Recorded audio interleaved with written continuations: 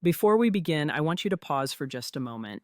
If you've ever felt that quiet heaviness in your chest, the sense that something in your relationship is being hidden from you, this message is for you. Sometimes the truth doesn't announce itself with proof or dramatic moments. Sometimes it lives in what is not said. And near the end of this conversation, I'll share something many men overlook when they're searching for honesty. If this kind of psychological clarity helps you think more clearly and respond more calmly, take a second to like this video and subscribe. Not for the algorithm, but so you stay grounded when emotions try to take control. Now, let me be very clear about something important. This is not about cornering, shaming, or forcing a confession out of someone. Truth that comes from fear is fragile. It breaks trust further. What we're talking about today is something far more powerful. Language that creates emotional safety while quietly removing places to hide. When a woman has crossed a boundary she hasn't admitted, she often lives in a state of internal conflict. Part of her wants relief. Another part fears consequences. The words you choose can either harden that conflict or soften it enough for honesty to surface. Most men, when they sense betrayal, do the opposite of what works. They interrogate, they accuse, they escalate, and psychologically that pushes a defensive wall straight up. Once that wall is there, truth goes deeper underground. The phrases we'll talk about in this video are not threats. They are invitations. They signal emotional maturity, self-control, and quiet strength. And paradoxically, those qualities are what make deception difficult to maintain.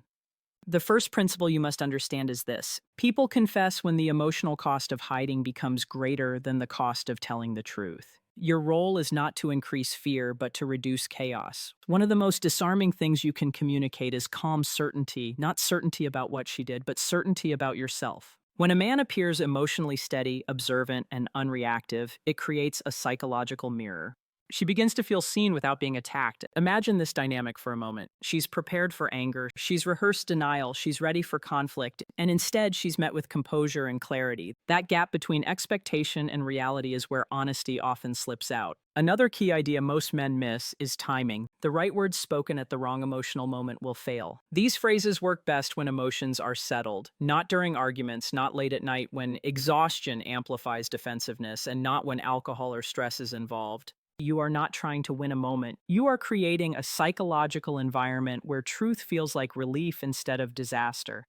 And here's something crucial. Even if the truth never comes, these words still protect your dignity. They keep you from begging, threatening, or losing yourself emotionally. They allow you to remain centered, regardless of the outcome. As we move forward, I want you to listen not just to what is said, but to why it works. Because the real power isn't memorizing phrases, it's understanding the emotional signal behind them. By the end of this, you'll understand why the calmest sentence in the room often carries the most weight, and why silence paired with the right words can speak louder than confrontation ever could. One of the most effective things you can say is this: I'm not here to fight, I just want to understand what's been happening. On the surface, this sounds simple, but psychologically, it does something profound. It removes the expectation of punishment. When someone feels accused, their nervous system shifts into protection mode. Understanding becomes impossible. But when you clearly state that your goal is understanding, not domination or control, you lower emotional defenses. Notice something important here. You're not saying, I know what you did, and you're not saying, you owe me an explanation. You're placing yourself in a calm position of inquiry. That tells her you are emotionally regulated, and regulation is contagious.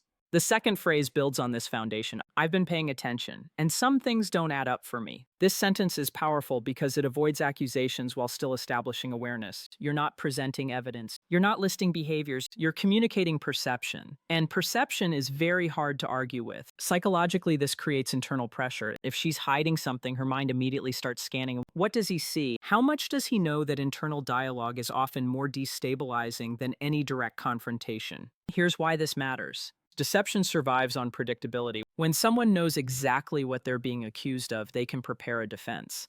But when the boundary is undefined, when the awareness is implied but not spelled out, it becomes difficult to maintain control of the narrative. The third phrase introduces emotional safety while maintaining seriousness. I'm not assuming the worst. I'm giving you space to be honest. This sentence does two things at once. First, it removes the need for immediate denial. Second, it offers dignity. You're not labeling her behavior. You're allowing her to choose how she shows up.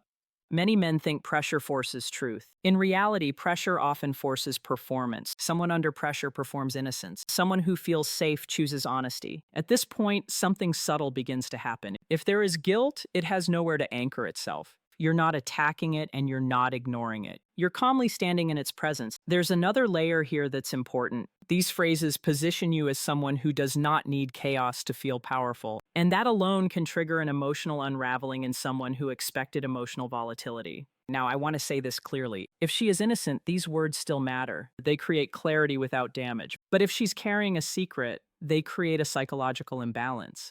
The story she's been telling herself about why she can't tell the truth starts to weaken. The most common mistake men make at this stage is filling the silence. Silence is not empty here. Silence is working. When you speak calmly and then stop, her mind does the rest. What you're doing is allowing emotional gravity to take over. You're letting her feel the weight of honesty without pushing her toward it. Now we move into a deeper psychological layer, one that most men never reach because it requires restraint rather than intensity. At this stage, the phrase you choose must communicate emotional independence, not detachment, not coldness, but self-respect that doesn't rely on control. One of the most powerful things you can say is this: whatever the truth is, I can handle it. This sentence quietly removes one of the biggest psychological justifications for hiding the truth: fear of your reaction. Many people lie not because they want to deceive, but because they believe the truth will cause emotional destruction. When you state calmly that you can handle reality, you take away that excuse. Notice what you're not saying. You're not promising forgiveness. You're not threatening consequences. You're stating emotional capability.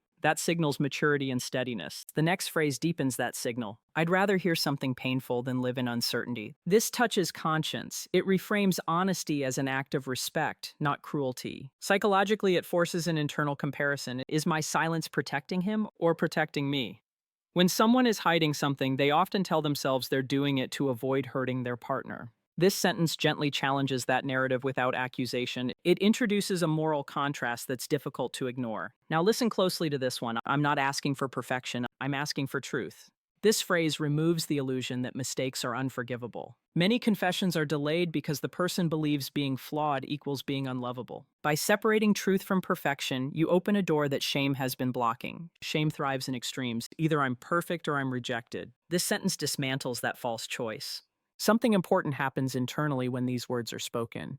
If there is guilt, it begins to surface as emotional discomfort, restlessness, avoidance of eye contact, sudden silence. These are not proofs. They are signals of internal struggle. Your role is not to point them out. Your role is to remain steady. One of the most destabilizing things for someone holding a secret is realizing the other person is emotionally prepared for whatever comes next. That realization removes the imagined catastrophe they've been clinging to. Here's a subtle but crucial detail. Your tone matters more than the sentence. If these words are spoken with bitterness or hidden anger, they lose their power. Calm delivery communicates sincerity. Calm says, I am grounded, I am not desperate. At this point, many men feel an urge to push, to ask direct questions, to demand clarity. Resist that urge. The psychological pressure is already building internally. Additional force only gives her something external to push against. Instead, allow pauses. Let the room breathe. Let her sit with the reality that you are present, composed, and not afraid of the truth.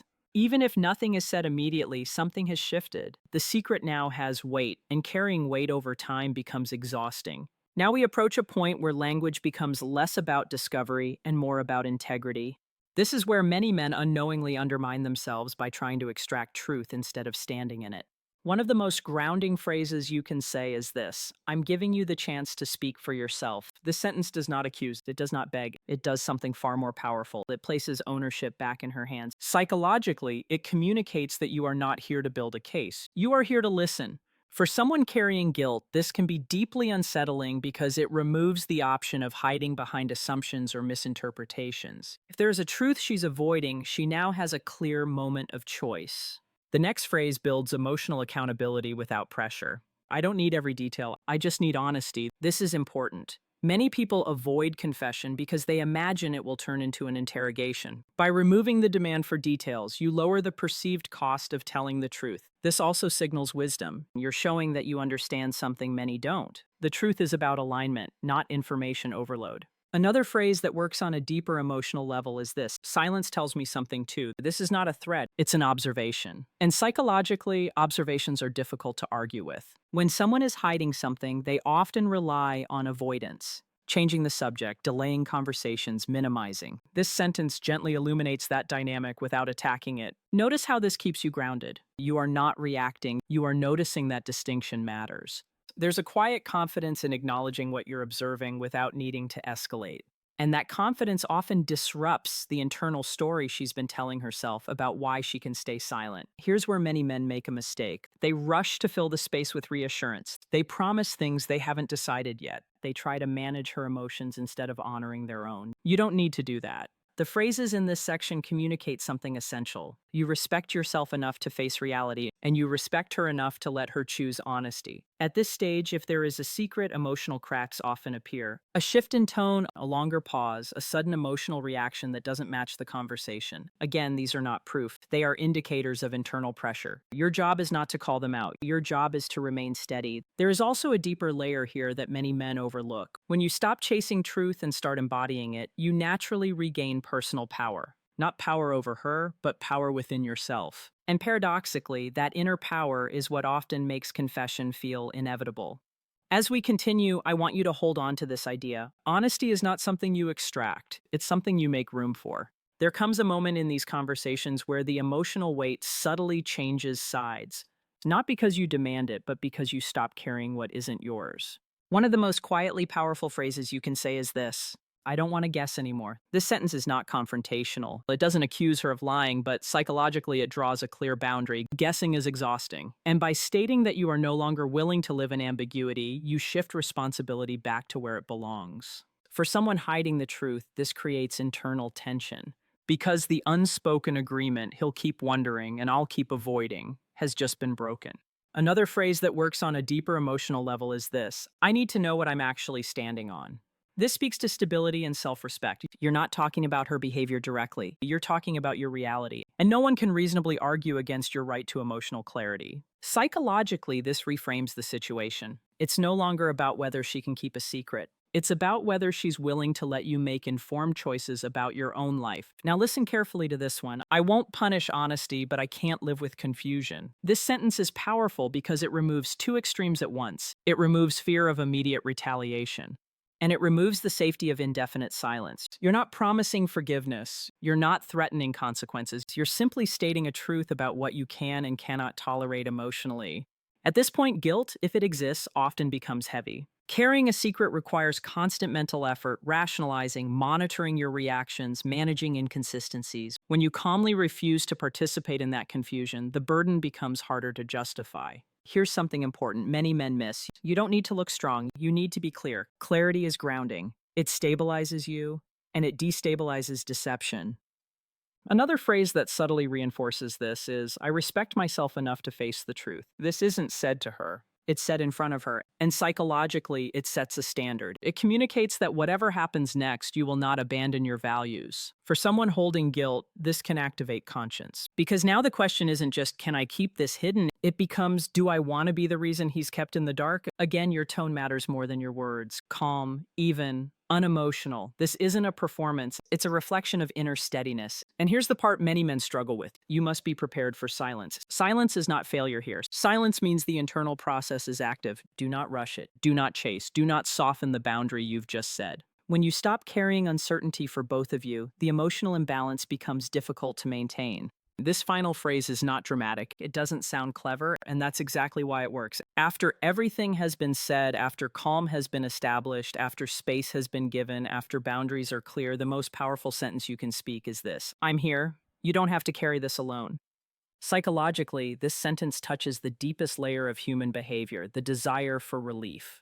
If someone is holding a secret that conflicts with their values, they live in a state of internal isolation. Even when surrounded by people, they feel alone with what they're hiding. This phrase quietly offers connection without absolution. Notice what you are not doing. You're not excusing anything. You're not minimizing potential harm. You're acknowledging the emotional burden of concealment. For many people, this is the moment where defenses soften, not because they're cornered, but because they feel seen without being condemned. There's another variation of this phrase that works just as powerfully when spoken sincerely. You don't have to protect me from the truth. This sentence removes the final psychological barrier. It challenges the belief that silence is an act of kindness. It reframes honesty as care rather than cruelty.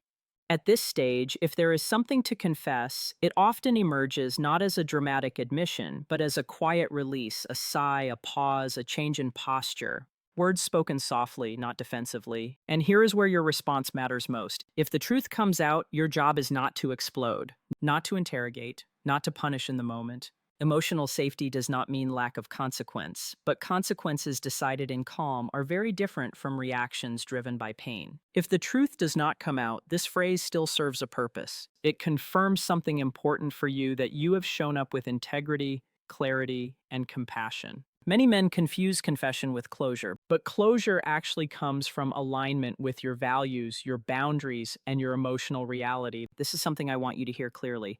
Your worth is not measured by someone else's honesty. Your stability should not depend on another person's courage. When you speak from calm strength, you regain agency regardless of the outcome. There is also something quietly empowering about knowing you did not beg for truth. You did not threaten it out of someone. You made room for it and you stayed grounded. That's emotional leadership, and it's rare. Let's take a step back and look at the deeper meaning of everything we've talked about. Not from the angle of confession, but from the angle of self-respect. The truth is, these phrases were never just about getting someone else to speak. They were about teaching you how to remain emotionally intact when uncertainty tries to destabilize you. When a man senses betrayal, his greatest risk is not being lied to. It's losing himself while searching for certainty, reacting from fear, chasing reassurance, sacrificing dignity in exchange for temporary relief. What you've learned here is a different path. By speaking calmly, you communicate that your emotional center is not negotiable. By refusing to accuse, you demonstrate awareness without desperation.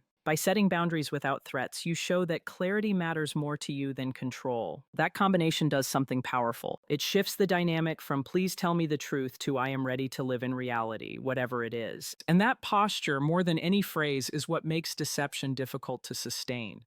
Even if a confession never comes, something important has already happened. You've stopped guessing. You've stopped abandoning yourself emotionally. You've stopped performing anger or fear to feel heard. You've chosen steadiness, and steadiness is not passive, it's active strength. Many men believe that intensity equals masculinity, but emotional maturity often looks quiet. It looks like pauses instead of accusations. It looks like clarity instead of chaos. It looks like self-control when reactions would be easier. If the truth does come out, you are now in a better position to respond, not react, to think clearly about what you want, what you will accept, and what you will not. If the truth does not come out, that silence also tells you something, not about your worth, but about her readiness. And here's the most important thing I want you to remember. Honesty is a choice. You cannot make it for someone else, but you can decide how much confusion you are willing to carry. The moment you stop tolerating emotional fog, you regain authority over your life, not by force, not by manipulation, but by alignment. If this conversation helped you think more clearly and feel more grounded, take a moment to like this video and subscribe, not because you need more content, but because clarity, once learned, deserves to be reinforced. And whatever happens next in your life, let it happen with your dignity intact.